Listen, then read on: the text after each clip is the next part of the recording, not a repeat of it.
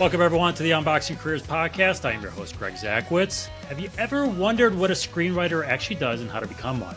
Well, you're about to find out. But before we do, be sure to like, rate, review, share the podcast with friends and family. A little love goes a long way. We appreciate you. Next time you need the gift, please visit thoughtfulcollection.com, your one-stop shop for thoughtful gifts to show you care.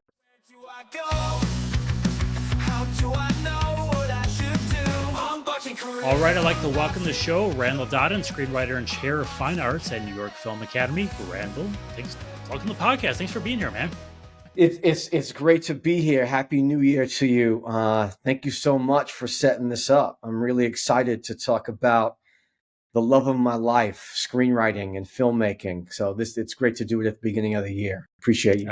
Excellent. I'm going to tee you up pretty quickly then. So I'm going to start with this.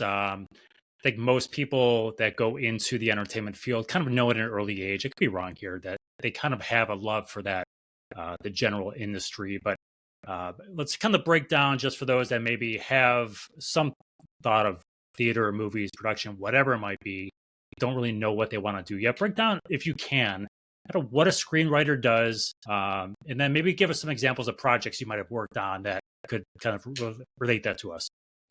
Excellent. Yeah, no, without a doubt. So, every time you see a TV show, every time you see a movie, every time you see a commercial, normally that commercial, movie, TV show is written by a screenwriter. Someone has to be there and someone has to face that blank page, and they have to fill it with words that create characters, that create scenes, that create emotions in the audience. The people reading it at first, and then later, after that script is directed, it's turned into a movie that we all experience. But it first starts on the page, and the job, of the screenwriter is to tell a story. And when I mean telling a story, I mean, a story, the definition is about someone who wants something badly, but is having difficulty getting it. And normally by the end of that story, there's been some kind of change or transformation. So all stories are about how and why things change.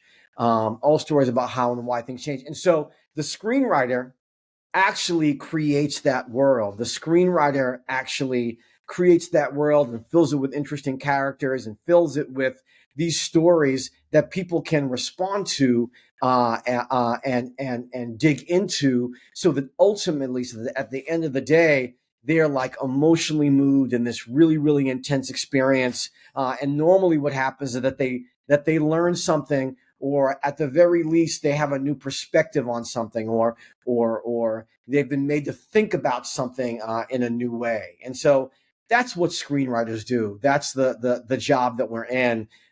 You can have your actors, you can have your directors, your producers, your crew, but nothing moves if a screenwriter doesn't sit down and create that world that's populated with characters and great story. So I'm going to dig into some of the skills here in a few minutes. But before we do, I'm kind of interested in your background, how you discovered this as something you wanted to do. So deciding on it as a career, was there something in your childhood that kind of grew that in you? Was it a personal interest that you kind of discovered and you said to yourself, I want to explore, this is what I want to do, just love. Can you walk us through how you kind of figured out that you wanted to do this? Yeah. So, I mean, I became a filmmaker, and a screenwriter by looking through windows. I grew up in Cambridge, Massachusetts. I grew up in public housing, and we lived on the top floor, of the building. And so very often I would look out my window, which was my lens, and I would see life take place outside. I would see all types of emotions. I would see, anger, sadness, but I would also see joy. I would also see, exhilaration, fascination, surprise. I saw ultimately humanity, and I saw a humanity, and I saw a complexity that, when I was growing up in the 80s, I didn't necessarily see, on the screen. No one was telling stories at that moment, about African Americans from humble beginnings, in the complex way that at least I had lived. And so I knew that I kind of wanted at that point to change that. I knew that I wanted to write and to tell stories, where people would have their eyes opened to what's going on in neighborhoods that they might not have seen in the light that at least I saw them in.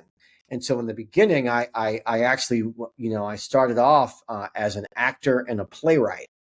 And then what happened is that in the late 80s, when I was in high school, I went to an interlocking program. And this interlocking program, there was an interlocking program. I don't think it exists anymore, but it was called Drama Britain. And we went to the UK and we toured the British Isles performing a musical that was based on the novella The Little Prince. And so we went from the UK to Wales to Ireland, all the way to the Edinburgh Fringe Festival in Scotland. And what happened when I was at the Edinburgh Fringe Festival, I had seen a one-man show based on the autobiography of Malcolm X. And that it fascinated me. And it completely surprised me because, I was like, completely shocked, to kind of witness a one-man show based on the autobiography of Malcolm X in Scotland. But that energized me, that story, and just the courage that it took to tell that story. And then when we went to London, I read an article about August Wilson and Spike Lee. And I think at that time, Spike Lee's She's Gotta Have It was playing in the UK. And Piano Lesson, the play, was about to go up. I think on the West End, is the UK, the London equivalent of Broadway or something like that, right? And so I read this article, and even more than the work that they were doing, which was fascinating. I was fascinated by what was amazing is just like the philosophy and the passion that these two artists had to tell stories, to tell complex, human stories about the good, the bad, the ugly, of African American life.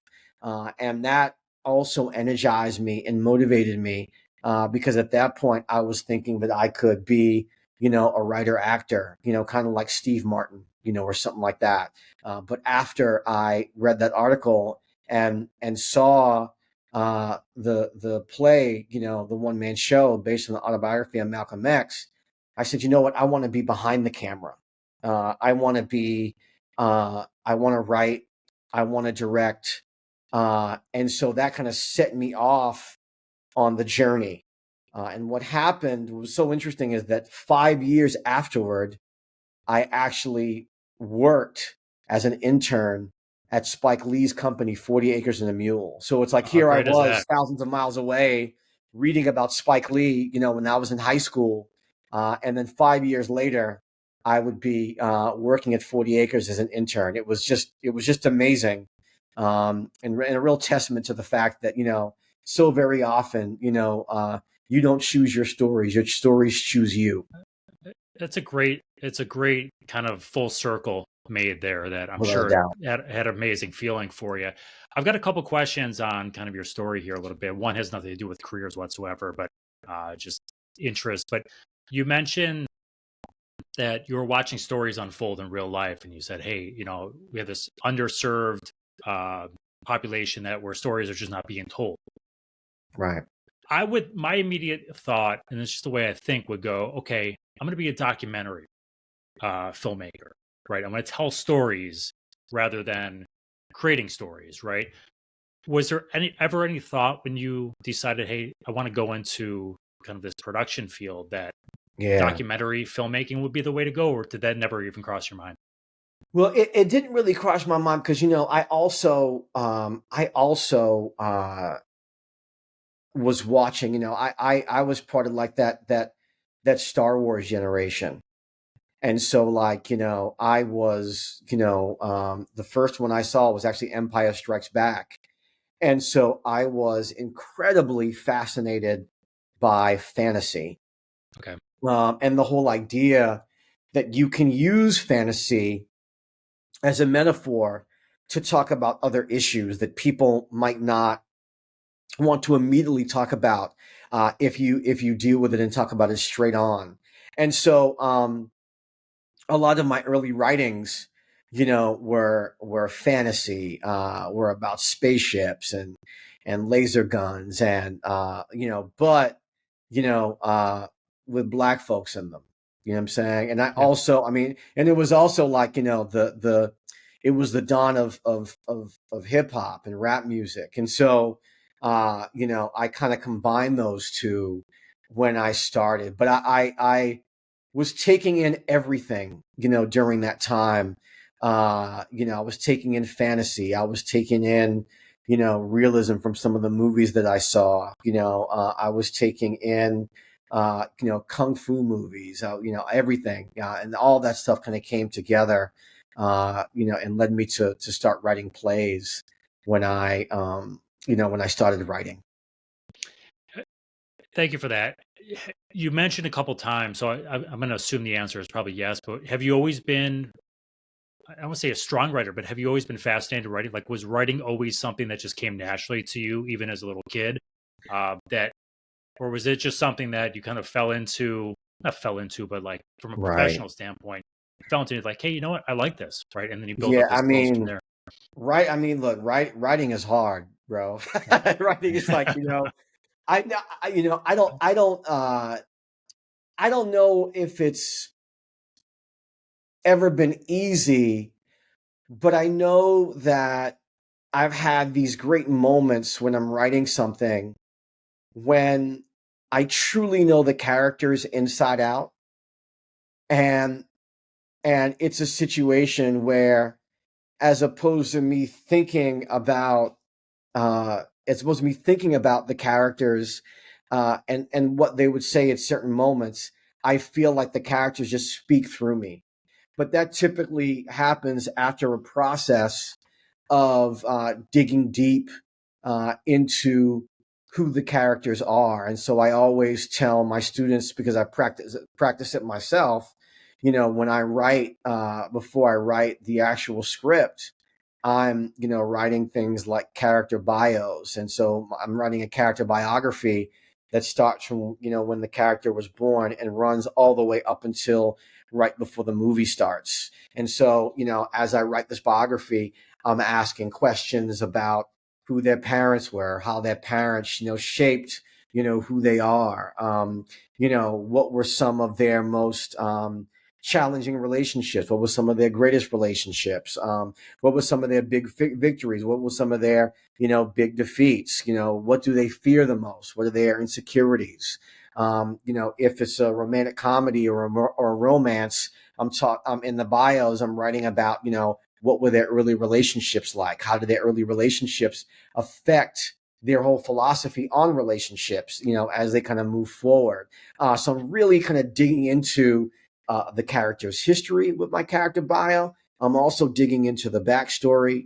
I'm really digging into how their backstory affects their life emotionally as the movie unfolds. And once I'm able to do that, I feel like I can really speak in the character's voice in a way that's a little bit easier. Probably not easy, but a little bit easier. But that's helpful. Because when I've done that work, I really feel confident that I can write the story the way that it needs to be written. Right. Makes tons of sense. Uh, Last question on that earlier story here. Nothing to do with careers whatsoever, but you mentioned you grew up on the top floor and you kind of looked down. So you kind of had this bird's eye view. Do you think you would have followed or found that same love if you were, say, a first floor? Because you're still seeing the same world, but from a different Mm. perspective. Do you think, have you Yeah. ever thought about that? You know, uh, I haven't. I haven't. I feel like I feel like even if I were living on the first floor, I would have had that same kind of view. I would have had a similar view. Maybe not. Maybe I wouldn't have been able to see so much, because I wasn't on that top floor. But I feel like I wanted to know what people that I saw outside my window were going through.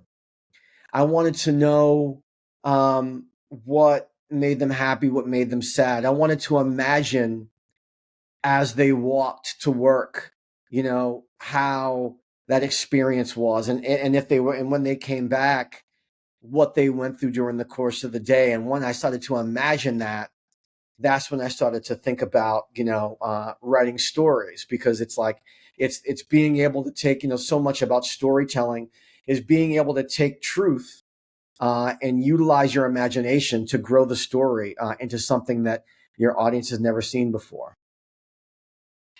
Excellent. Sound like it's just ingrained in you. You can just tell. Mm-hmm. Like you, no matter where you were going into this field, right? I think. Without a doubt. Without a doubt. Without a um, doubt. I read. I want to shift a little bit to the actual job, right? So Mm-hmm. what it looks like. I normally ask someone like describe a typical week for me. It's going to be a little bit difficult because your project. I'm assuming you're not writing a movie in a week. Correct me if I'm wrong there, but Right, um, exactly. walk us through like what a typical project, and I know it's going to be different, probably based on a limited series versus movie versus show, but maybe just pick one and walk us through what a typical process might look like. How often, like how many hours a day are you writing? What are some of the other things you're doing that if someone goes into this field, they should probably know about? Yeah. And so I'll give you two examples. I'll give you, so I did, I was the co-writer, co-director, and producer of an animated pilot for a TV series called Mine. And Mine was initially started in 2019. The pilot, was finished in 2021, and it premiered at the Tribeca Film Festival in June of 2021, and went on to win a couple of awards. And Mine was created by the Rise Home Stories organization. And Rise Home was a group of artists and activists, actually, not artists and educators, artists and activists who wanted to tell stories about worlds that they wanted to live in ultimately, what the kind of worlds they wanted to live in. And so what we did is we wanted to tell stories that kind of upended convenient narratives, and we wanted to tell stories that had, some social impact. And so we created Mine, and Mine is the story of a teenager um, who lives in this world that runs on this magical water source. And what happens is that during the course of, and it's post-apocalyptic, and what happens at during the course of the life of this town that lives off this magical water source, is that the water source starts to disappear. And so it's up to this teenager to essentially learn how to lead so they can learn how to save their community. And so we plan to turn Mine into a regular, TV show. We're still working on that, at this point. But it started off kind of like a TV writer's room where, we had ideas in terms of like how we wanted, what kind of message that we want to convey to the world. What do we kind of want to talk about? And we started talking, and so we had discussions. We did brainstorms about the environment. We had brainstorms about the type of community we would like to see exist, moving forward. What does this community look like in the future that we would like to live in? How do people eat? How do people relate? How do people govern? How do people, enact their justice system, et cetera, et cetera. And during all of these brainstorms, we started to come up with ideas. How does this, how does this town exist? How do they live if it's post-apocalyptic? Well, they found this natural water source. We have to have some type of issue, some type of problem that jumps up. Oh, well, maybe the water source starts to disappear. And if people are living off this water source, maybe people start to get sick because the water, is affected. And so these brainstorms kind of grew. and grew and grew and grew. And we started to kind of, build characters based on this. We started to build storylines based on this. And we ended up, working out the whole entire season, in terms of what would happen in the beginning and what would happen all the way at the end. But we stayed focused on writing that pilot with the whole idea that the pilot would be amazing and that someone would, pick it up. And we got into, a couple of competitions or programs like the IFP week, which is where you get a chance to pitch your project to production companies and film festivals.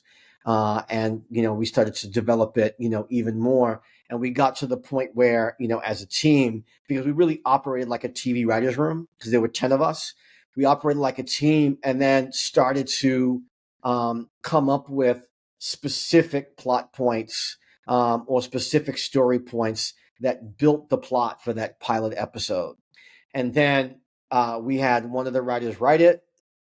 We had, someone else revise it. And then toward the end of the process, my co-director wrote a draft, and then I wrote a draft. And then and then we tweaked, and that's what became the pilot episode. And so the writing period lasted probably for about a year and a half. And I would be, we would meet every week, during the course of that year and a half. And we would come up with outlines for the piece. We would revise those outlines. We would come up with character bios, and we would revise those character bios. We came up with documents talking about the rules of the world, because you want to be able to answer the questions: what kind of world is this? Is it a world where where people fly and have superpowers? Is it a world where you have magical water that heals people and all that good stuff? And then with all of that, we ended up building the actual script. My philosophy is that there are kind of two phases to the writing process. The first phase is the writing phase, and that's when you do all your foundational work, your character bios, your outlining, your treatments, et cetera, et cetera. It really helps you to build the foundation and really the skeleton, of the screenplay that you're going to write. And then you move on to the scripting phase. And the scripting phase is where you actually write the dialogue. Okay. And so that whole process took us a year and a half. It took us weekly meetings, as well as, the producers, of the show going off and revising things that the writers' room had written. So it took you over a year. If I'm just coming out of school or whatever my career path, it takes me to that point where I start writing. And let's just say I'll use the same situation. I got 9 of my friends who are all want to be screenwriters or whatever. And that takes us, let's just say, a year even. Yeah. What are we doing? Like, how are we making money in that year? Is this like one of those things, like most jobs, where you're working multiple jobs at the same time until you kind of get your footing in the door? Is that how it works? Yeah. I mean, like I'm, just to, quickly, when I'm writing something by myself, I can probably get to a first draft in a couple of months. You know what I'm saying? Anywhere between 2 and 4 months, I can get a first draft. I get inspired by an idea. I'm researching. I'm watching movies that are kind of like the best movies in that genre that I'm dealing with, so that I can figure out where I want to kind of adhere to the genre or where I want to upend the genre. And kind of go against the expectations to surprise my audience. But I'm during the course of that time, I gotta get a gig that allows me to that allows me to put food on the table, to pay my rent, and then it's really, really important for me to have a schedule. It's really important for me to have a schedule where I can write consistently. I think that it's important to write every day, and I write every day. I think that it's because when you write every day, you really are exercising your muscles, and it's easy to get to the meat of what it is you want to do if you're writing every day. But if for whatever reason you can't, you want to figure out a way to write consistently. But yeah, like you want to, work whatever job you can get, and so but a job that still allows you to cultivate your energy so that you can kind of get to writing. And if you don't, have that kind of gig, if you're a teacher like me and you're expending all this energy, you got to figure out a way to really take care of yourself so that you can have that energy when you get home after working to write. Or ideally, you get to bed early. You get to bed at about 9, 10 o'clock. Wake up at like 4 or 5 and write for 2 to 3 hours before you have to go to work. That tends to be my sweet spot, as I kind of go to bed early and then wake up in the morning and get my writing in. Pretty good. I'll be in bed by 9, 10 o'clock tonight. I'm not getting up at 5 Exactly. though. I got Exactly. an extra hour of sleep in there for you. There you go. So right now I'm gonna have you. You're my dad now, right? And I'm in high school at my age. There's 3 of me in high school. You get triplets, right? You get 3 of me. And I say, Dad, I want to be a screenwriter. What advice would you give me knowing I'm in high school for this could really be anything. Clubs to get into, essential skills to hone, classes to take. You mentioned something before about kind of the psychology people, and I immediately thought to myself, a psychology, course either in college or high school, if they Yeah. offered them, would be really good. But what advice would you give me to prepare me to go into that field? Yeah. I mean, I would say, I think that it's important to read everything. I think you really have to be able to read. When you read, you're really kind of opening up, expanding your imagination. You're really, you're traveling, to places that you've never been before, and you're kind of empathizing with someone. You're putting yourself in someone's shoes, that you would never normally put yourself into, and it really just expands what you know, and expands your sense of possibility and expands your imagination. So reading is like key. You really can't be a writer if you don't read. It's just not really possible. So I would say that you've got to read as much as possible. Especially whether it be things that you love to read, or things that are the opposite or near the opposite of what you would normally read, because that's where the expansion comes in, right? And you have to watch. I think it's important to watch a lot of movies, and again, watch everything. If I am, a writer who wants to get into sci-fi, writing for sci-fi, and all I watch is Star Wars, then I'm just going to be, regurgitating Star Wars. Yeah. But if I am watching films like Daughters of the Dust by Julie Dash, or When Harry Met Sally, written by Nora Ephron, or Oppenheimer by Christopher Nolan, or this new film, The Brutalist, that I really want to see, starring Adrian Brody, or The Substance, starring Demi Moore. I can go on and on and on and on and on, right? But if I'm watching these different kinds of films, these different films that I'm watching, these different things that I'm reading are showing up in my work. In one way or another, they're gonna find their way into my work, and it's gonna make my work expansive. And so I would read a lot, and I would watch a lot. That's incredibly important. That's incredibly important. And then I would say you've got to write. You've got to write every day.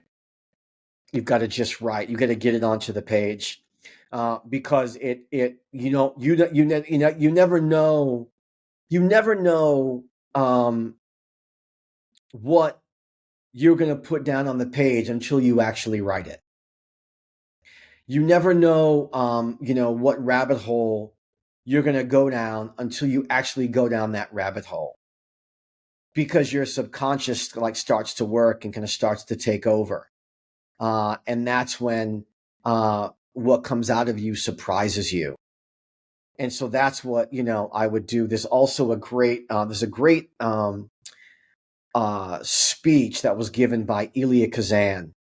Elia Kazan, who directed On the Waterfront and introduced the world to Marlon Brando and On the Waterfront, and also directed A Streetcar Named Desire on Broadway, and I believe in film too.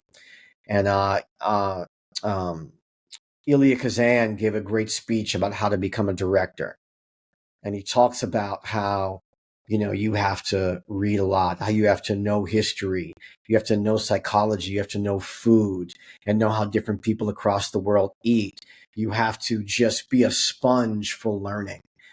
Because when you're writing, especially when you're a writer, I feel what's great about being a writer is that you're constantly learning. You're constantly learning new things because you're putting yourself in a position where whenever you get writer's block, whenever you get stuck, you're reading something, you're learning something, you're taking in stimuli that allows you to put it back onto the page. And so, but in order to do that, you want to, as a writer, come up with a reading practice, a writing practice, and a watching practice. That's really, really key to becoming a writer and to becoming, I think, a good writer. That's really good advice. Would you advise someone, like, maybe it doesn't matter, maybe it gives you some skills, but someone that is in a high school to join their theater program, even if they don't want to act? Is there a lot of value in that, or is there Yeah. Yep. Mm-hmm. some value, but not as Yes. much as? No. It's tremendous value. I mean, the thing is too, I mean, and I would also, I mean, you got to have, here's the thing too. The best writers, I believe, they just have experiences they can draw on. The best writers are out there living their life, which isn't to say that if you're just like holed up and you're reading a lot, you're watching a lot, you're writing a lot, that you can't create something great. But, I think that really, really great writing comes from experience. So it comes from your ability to draw on those experiences. And I think that, and so being in a theater company, I think, or and practicing theater, acting on stage, it allows you to dig into a character and what an actor needs to be able to deliver, a powerful, character to a group of people. My claim to fame, I always tell my students, and they're like, really? I always tell my students that when I was in college, I was directed by Shonda Rhimes. I was a freshman, at Dartmouth when she was a senior, and she directed me in a play called Zoom In and the Sign. And it just opened me up. The play opened me up. The play really challenged me. It really taught me, about how to, deliver a character, with complexity. By digging into the play, I really learned about how a writer crafts, his intention or her intention. How they kind of craft whatever their message is, how they kind of create that story of change and transformation. And it also just kind of opened me up and made me less afraid to speak in front of groups and to express myself in front of groups.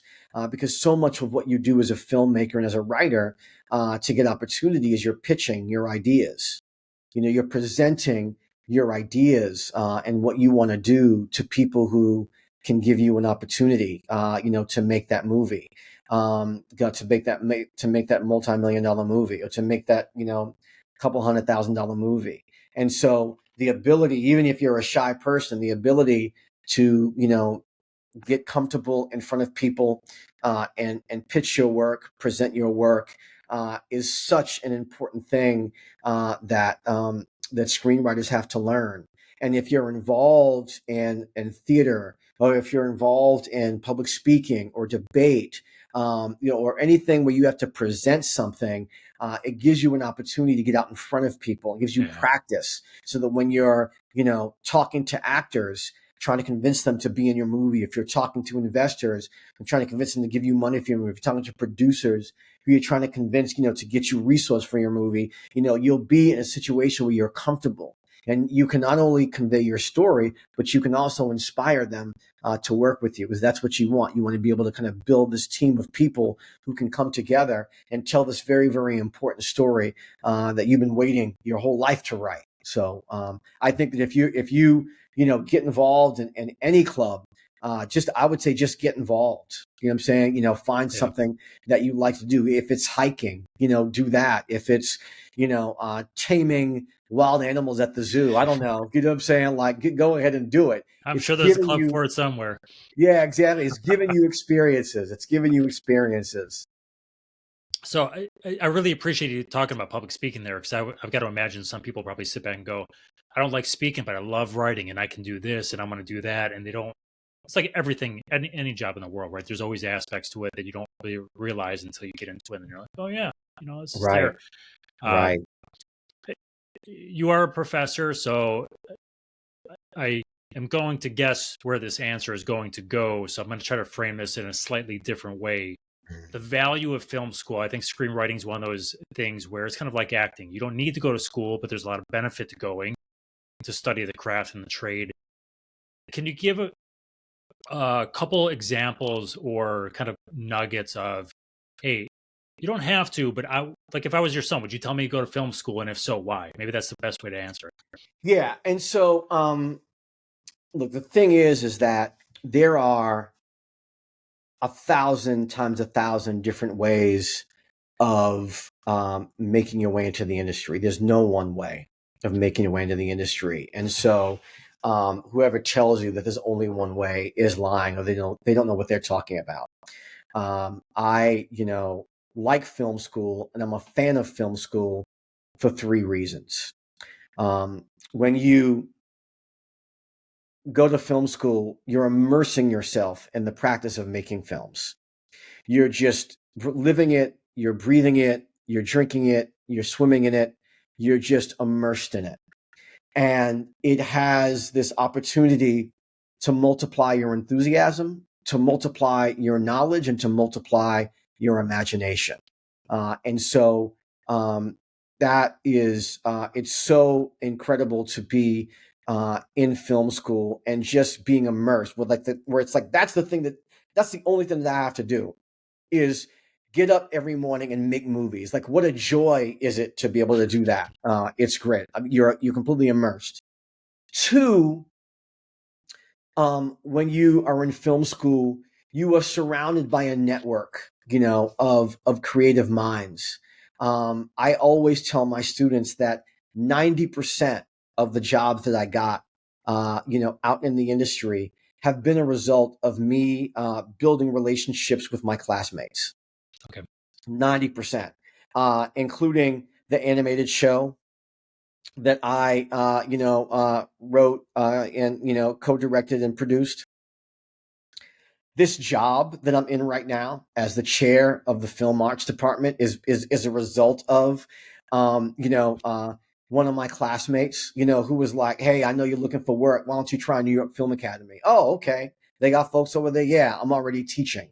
It's happened. I've been, I was my first film, my MFA thesis film, won the Student Academy Award, for best narrative short in the early 2000s. My second, film was sponsored by the Fox Search Lab. And the Fox Search Lab was a program for emerging filmmakers where you sign a first look deal with Fox Searchlight, and then you make a short film that becomes like an audition piece for Fox executives. Okay. And so the person who oversaw my project, at Fox was one of my classmates from undergrad. And so it's just like, you're just, you're immersed in it. You're also meeting all of these people who love movies, who love stories, who want to get into it. And if you're building relationships, if you can learn to be a good relationship builder, opportunity will come. You know what I'm saying? Relationship before task. Create those relationships first, but then you'll find that those relationships take you places you never thought you would go. So that's two, you're inserted into an incredibly valuable network. And then three, film school allows you to leave when you're finished with film school. You have product. You have product that you can use to either forward your professional career, but you also have product that allows you, if you want to go on educationally, it allows you to kind of like do that as well. I also like to every once in a while say fourth, you leave film school with a process because you have to be able to, my first job after I left film school, I was writing, I was tasked to write a screenplay for an executive at MTV who was the producer of a popular animated show called Aeon Flux. I used to And watch that show. yeah, Yeah. and great producer. He had a great team. And I was hired to write this script that didn't have anything to do with Aeon Flux. He wanted to kind of do, a new kind of show that was action oriented. But I had, once I got the job, I had about 8 weeks, no, about 10 weeks essentially to write the first draft. And if I didn't have a process from how I would go from the blank page to a 110 page script, I would have been lost and I wouldn't have been able to get paid. So, I was like, thank God for the process that I learned when I was at Columbia. That's where I went to film school to get my MFA. That's really well said. Very good. So, Randall, as we start to wind down here a little bit, I want to ask you about specific tasks or the part of screenwriting that you like the least. If you could offload that from your job, you'd be like, all right, get out of here. What would that thing be? Oh man, an easier path to the money to get it made. That's what it would be. I mean, now you can, look, the great thing too about the world that we live in now is that, you can make movies on your phone. And so I think that it's also important, going back to the, if I was a dad with 3 kids, I would also be like, make movies, get comfortable with the camera, get comfortable telling stories visually, and things. So you can, the great thing about this era that we live in is you can make film. But I think that I would, in terms of making feature films and television, I would definitely create an easier way to get funding so you can do movies on the level that you wanted to do it. But so that people can see it. A lot of people can see it, but you can also do that, because we have iPhones and, phones with, Androids and all that other stuff, but we can kind of like, make those movies. So, go out and make your movie, right? You have everything that you need right now to make the movie of your dreams. So go out there and work it and get it done. But yeah, the loot, because there's never enough time. There's never enough money. So that's what I would say. Very, very good. I'm going to give you an either or here. So either give us a common misconception you'd love to dispel about either your business, screenwriters in particular, or maybe something in the industry that you kind of wish you knew sooner. Oh, wow.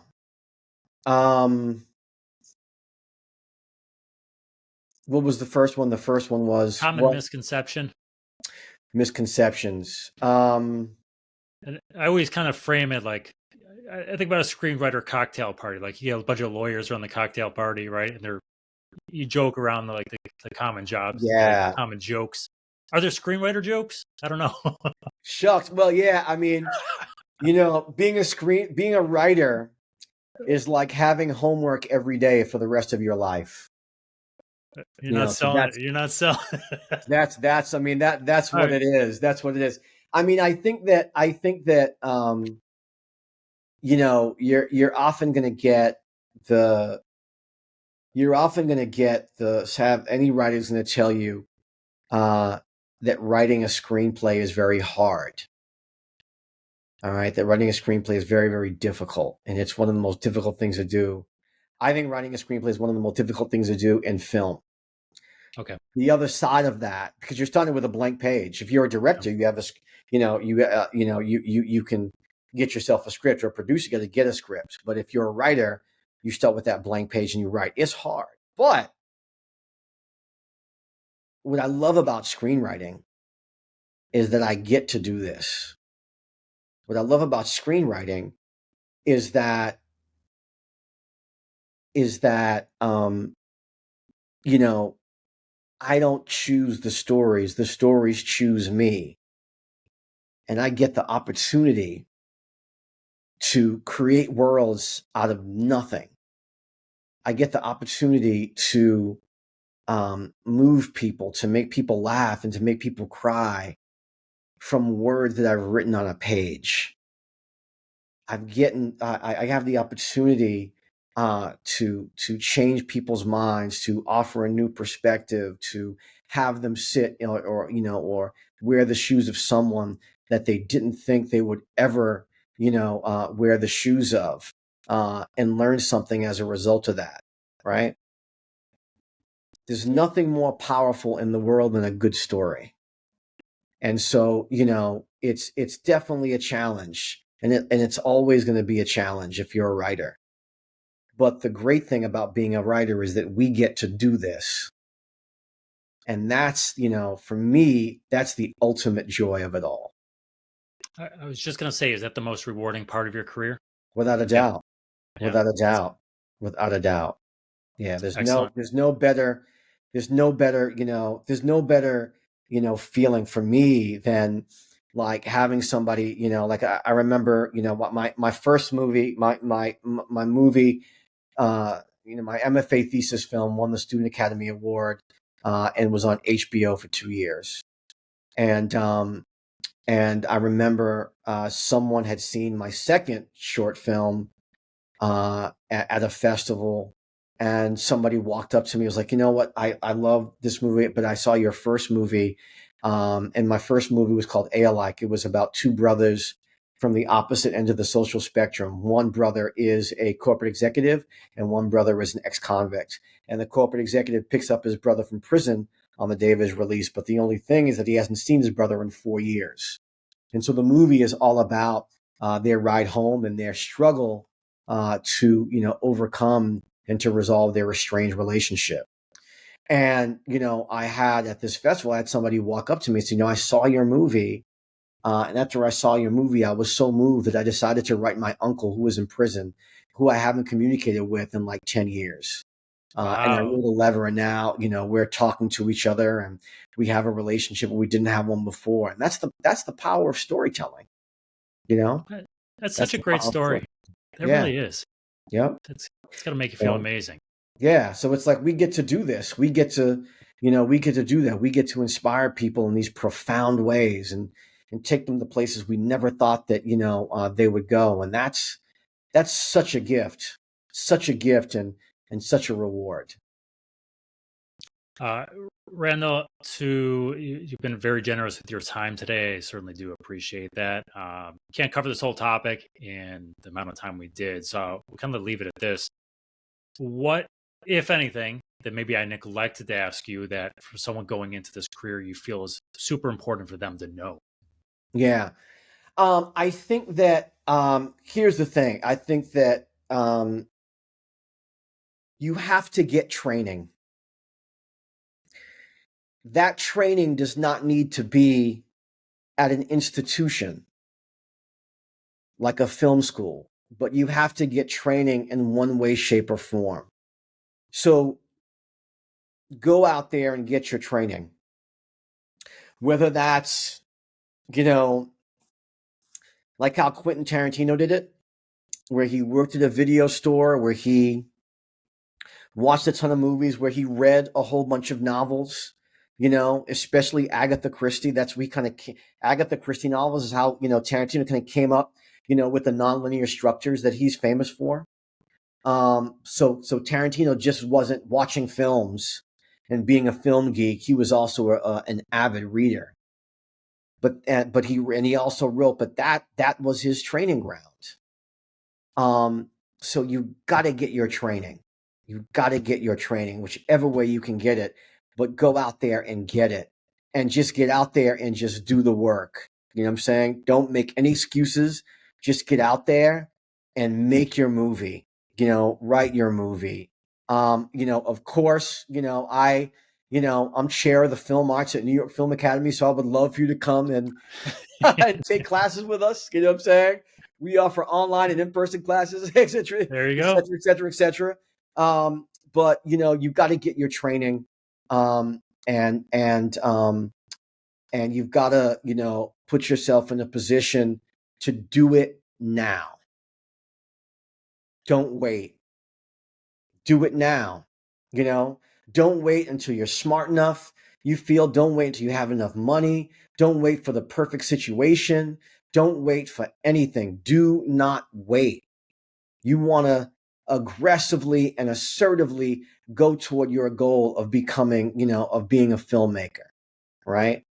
You want to be incredibly aggressive, and at the same time, you want to be patient. So you want to make sure that you do that. Do it now. Don't wait.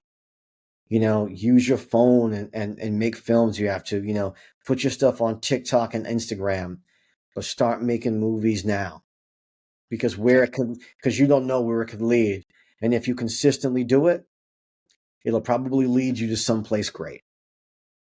Amazing. Great way to end this thing here. So, Randall, I am going to ask you a question here. Nothing to do with screenwriting, right? So, in fact, you cannot be a screenwriter. You cannot be an author of any sort. You had to choose a different career that you think you'd be happy in. What do you think you would choose?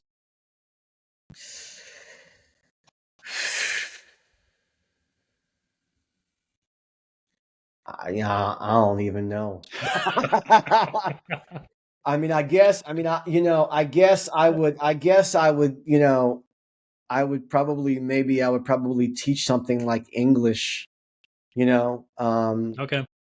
when I was young, I wanted to be a rapper. So maybe I would be a rapper, There you go. There you go.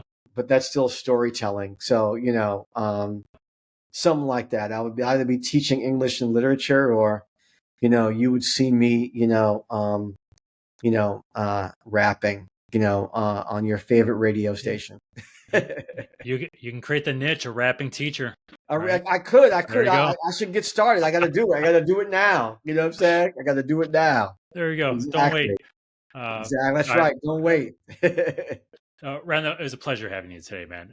Hey, if someone has a question about their career, they want to get a hold of you, just ask you a question. What's a good way for them to get a hold of you? LinkedIn, email address, website? They can reach out to me on LinkedIn.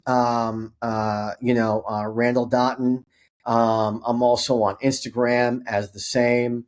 They can also email me at randall.dottin@nyfa.edu. So randall.dottin@nyfa.edu. I'll ask any question. I answer any question I can within time, because it's crazy. I'm as chair of film arts, I'm running 6 departments, and so it's just like, it's a lot. But there you go. I will get to you in time if you email me. Excellent. Well deserved. Best of luck to you. Thank you for your time. Randall Dottin, everyone, screenwriter and chair of fine arts at New York Film Academy.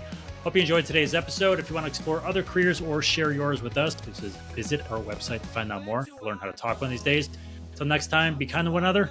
Go Bills. Unboxing careers.